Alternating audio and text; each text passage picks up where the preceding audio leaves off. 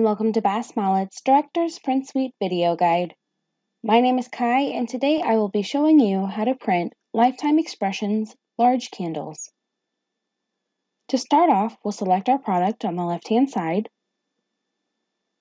and next we'll go into the Print Information button to view the dimensions needed to print this product. For more visual assistance, take a look at the tutorials listed on the left-hand side. Once we're finished, we'll click OK. And next, we'll select Print to generate our PDF file. If you haven't set your computer to do this automatically, please see our how-to video on the process. Once our PDF file has generated, you'll want to review the document to make sure that everything has generated correctly.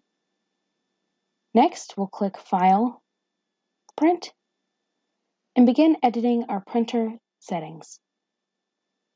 Starting from the top, we'll change our printer. Here, we'll change the number of copies we want to print.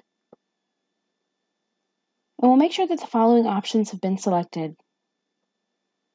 Actual size. Choose paper source by PDF page size. And landscape.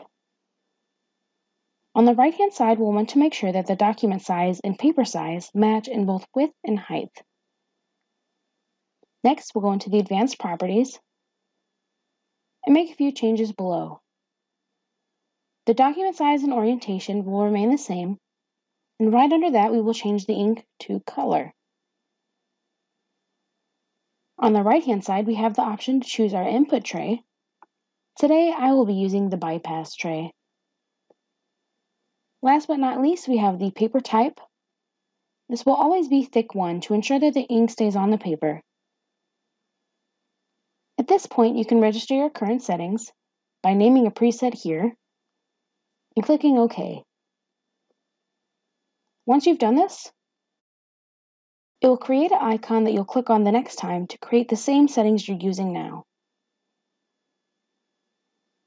Once you're finished, click OK, and we'll be ready to print.